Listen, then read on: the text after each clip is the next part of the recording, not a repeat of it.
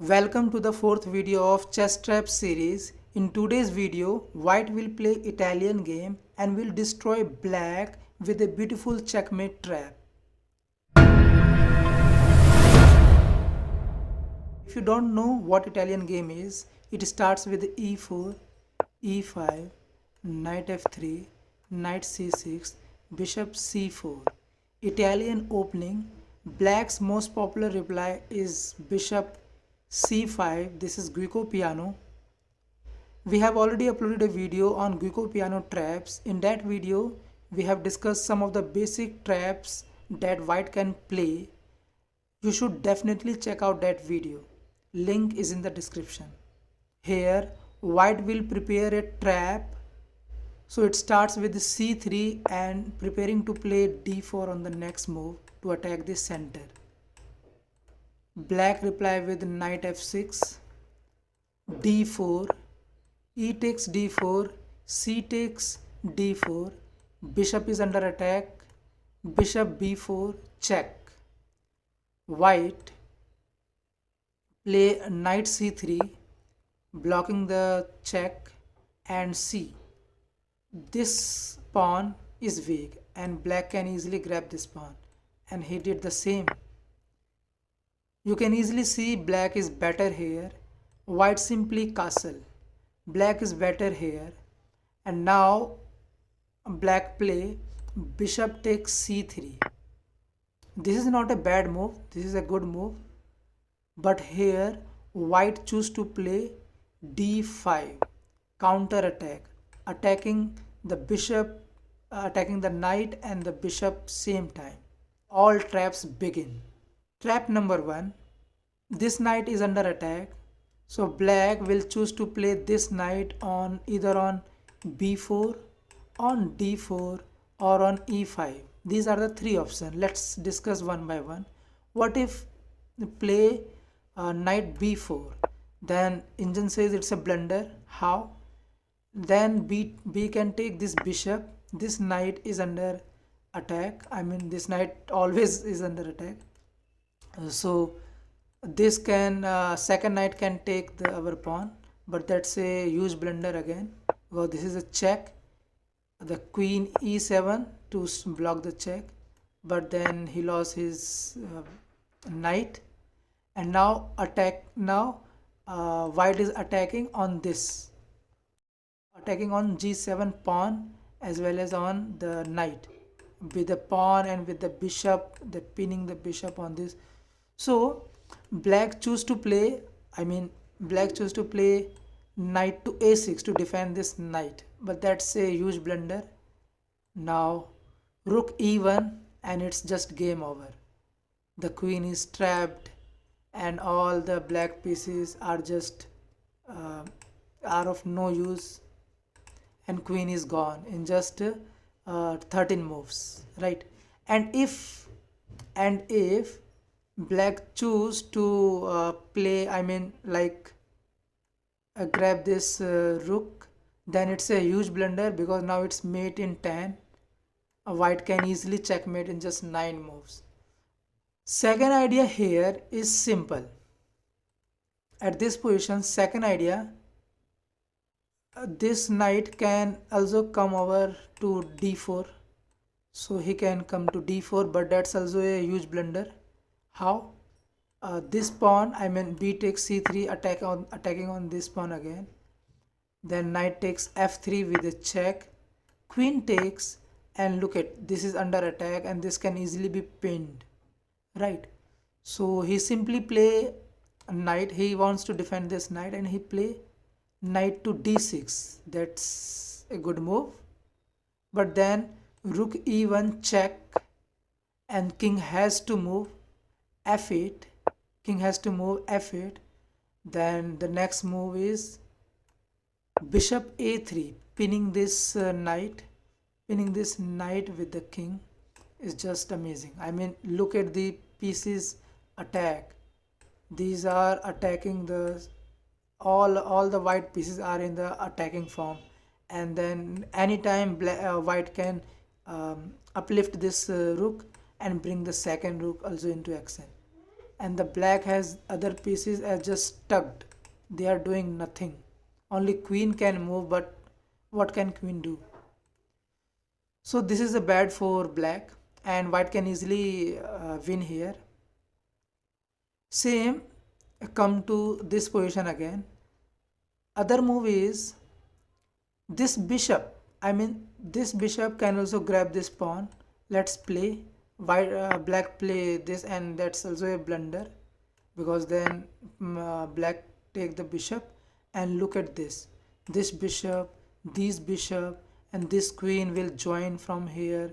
This rook just pin the knight here. This rook can always come here, and look at the black pieces. They are just stuck. They are doing nothing. So white can easily win here.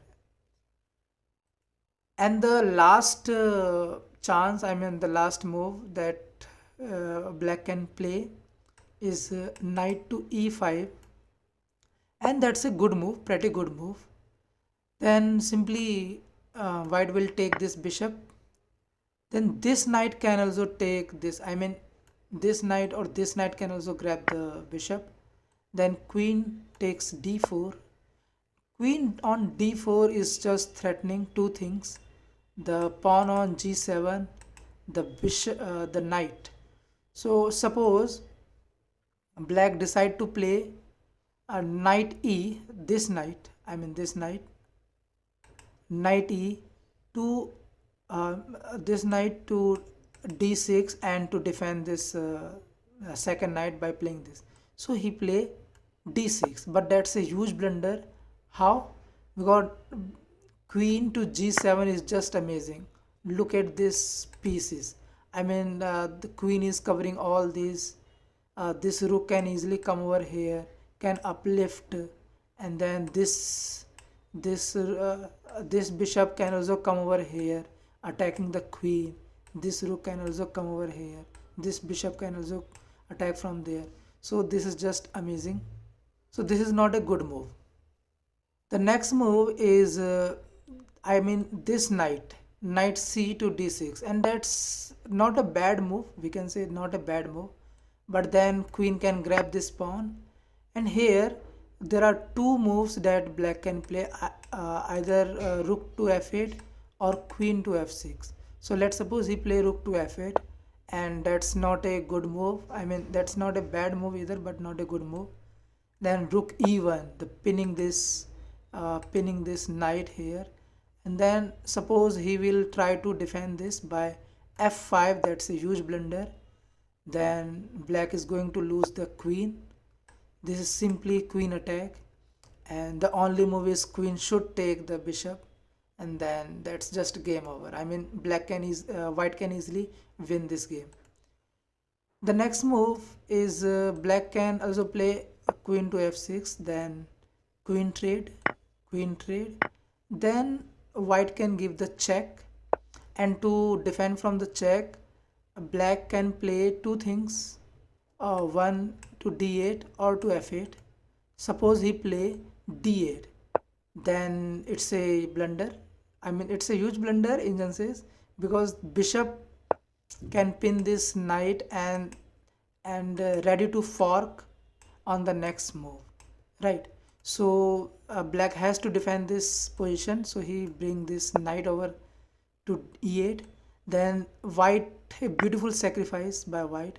And suppose if black king takes it, that's a huge blunder, and you can see the engine, it's mate in 4.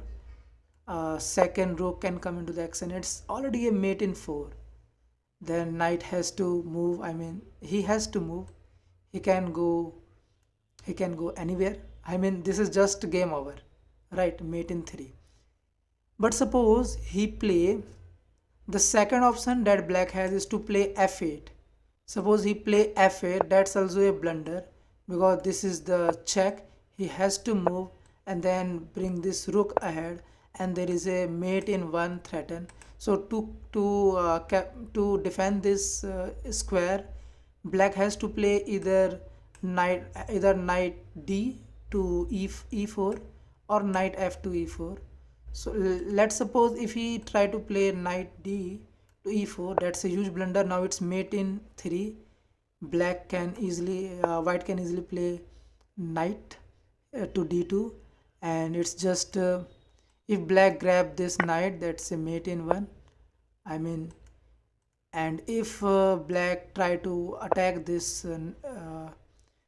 piece, then white can grab this, and if he do, then white, this is a mate. So this is how beautiful mate it is. And if the best move here, I mean, if this knight, white play this knight, then this is a good move. I mean, this is the best move. Then rook e1, white play rook e1, bringing all his pieces into the action. Look at this piece collection. I mean, these are just doing devastating things. Now f6, he can play f6 to attack this. Now white can easily play e7, then f5 to defend this, but this is just devastating. I mean, it's just +9. See the engine, it is just going to take it to mate and defending this square very easily and protect black not to come here, black knight not to come here. This is just amazing. And look at the black pieces, they are just stuck, they are doing nothing. So this is how white can win. Let's come back to the initial position where we started, I mean the d5 move, and we have discussed bishop takes c3. I mean, bishop takes c3, but the question is, what if knight takes c3? In the next video we will discuss this. Thank you.